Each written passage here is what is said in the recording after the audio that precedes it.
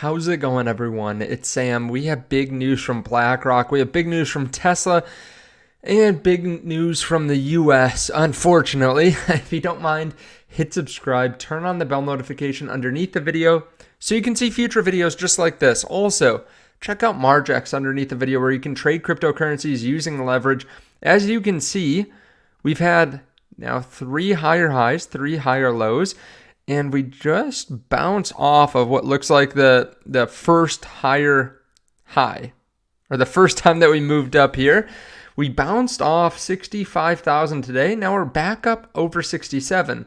This could be quite bullish if we just continue moving to the upside. If you look at it a different way, we wicked down yesterday, but we kind of just bounced right off this trend line. If we flip this into support, elections coming in the next couple weeks, and with rate cuts continuing to come in, this could be quite bullish. And if you want to trade the elections too, you can actually do this now on Margex. You can just go to trade and click on the little banner at the top, and you can start voting with your dollars for who you think is going to win. Of course, if you bet on the underdog, you're going to make a lot more. If you bet on the candidate that most people think are going to win, you'll make a little bit less per how much you invest. So definitely check that out underneath the video. Obviously, a little bit more of a gamble there compared to leverage trading, but you can check out both of those underneath the video. Also a link to BTCC, WEEX, CoinW. They're all doing giveaways, so definitely check that out. Let's start here. What a beautiful sight. US debt going up to $35.8 trillion, a $30 billion increase in one day, and a new all-time high. I hear these estimates for where people think we're going to have the US debt in the future, and all of them seem too low to me.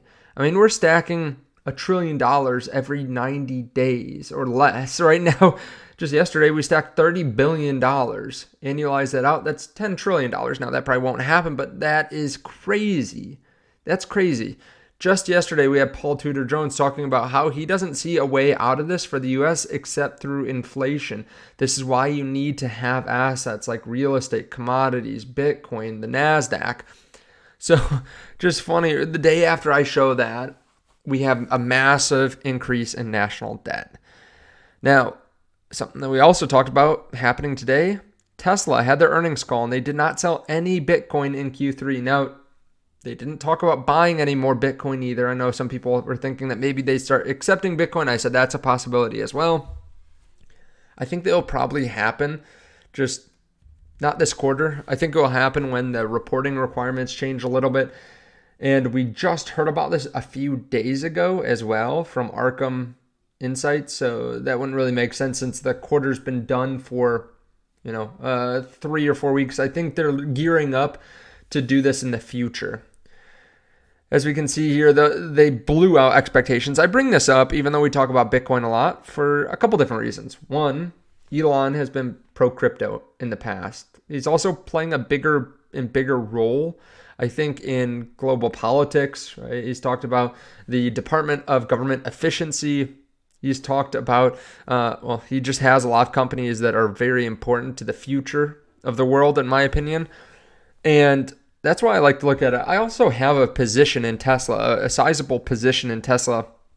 And today, they had a blowout earnings. Tesla's regulatory credit revenue was down 17% quarter over quarter, but they had a large beat from massive cost of good improvements. I bring this up too because look at this headline. Tesla shares jumped 12% on profit beat as company benefits from environmental credits. CNBC makes it sound like they're just taking advantage of their environmental credits, that they're not actually a profitable company. That's not true. They made about $2 billion in free cash flow this quarter because they were able to reduce their cost of goods sold. They also announced that the Cybertruck officially achieved a positive gross margin for the first time. Like, they are a very, very good company. They're moving in the right direction. Their third quarter gross margin was at 19.8%, while the estimate was 16.8%. They were higher by 15%. Their gross margin was 15% higher than analysts estimated. They had a higher EPS than expected, and the revenue was slightly below expectations, but the stock just jumped on this news. 12% up for the day, I believe, even on the Robinhood, like after market hours trading, they're even up more. Who knows what will happen tomorrow, but they do hold Bitcoin as well. They didn't sell any Bitcoin. I think if they're in a better position, it's just better for Bitcoin, honestly. Right? How crazy would it be if they started making so much cash again that they start to buy some more Bitcoin, right? Another hedge against the inflationary environment. Probably not so crazy, but that would be very good for the price of Bitcoin. And take a look at this. Look who else bought some Bitcoin here today. Keep in mind, a little bit slower day in terms of volume. GBTC with just 132 million. IBIT under a billion. FBTC just about 200 million. So GBTC had a 0 day. BITB with a negative $25 million day. A little bit rare, I feel like, for Bitwise to have a negative day, at least that's significant. ARKB with another massive outflow, $99 million. But take a look at this. Even though ARKB sold 1,486 Bitcoin, let me move to the tweet. BlackRock bought 3 times that. BlackRock bought 4,800 Bitcoin. Who have they been talking to? They bought now 1.8 billion, somewhere around there, 1.8, 1.9, $2 billion in the last week and a half. $2 billion worth of Bitcoin. Like, that is significant. I'm quite bullish on Bitcoin too, but like this is an uptick in the trajectory of this, right? Like, I don't know if you follow stocks, but 2 of the best performing assets in the last couple of years were Netflix and Meta. Let's take a look at both of them. Over the last 5 years, you can see Netflix had this massive run up and then absolutely dumped. They dumped 70% over 6 months. And now they've rallied all the way higher than they were before. Now, why is this? This is because they had a negative quarter, actually 2 negative quarters in subscriber growth.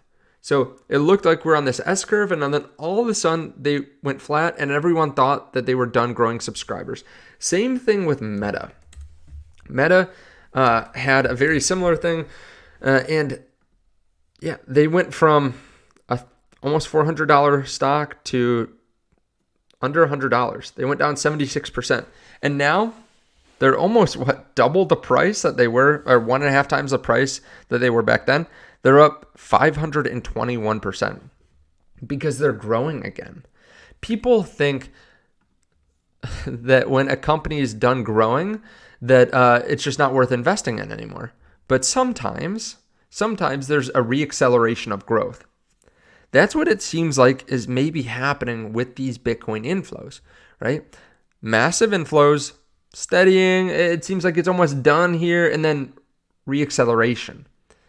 If Netflix or Meta are that valuable and the sentiment changes so quickly because they start to see growth again, what happens when we have inflows again? A very similar chart to like subscriber growth or revenue for these other companies, but then it reaccelerates.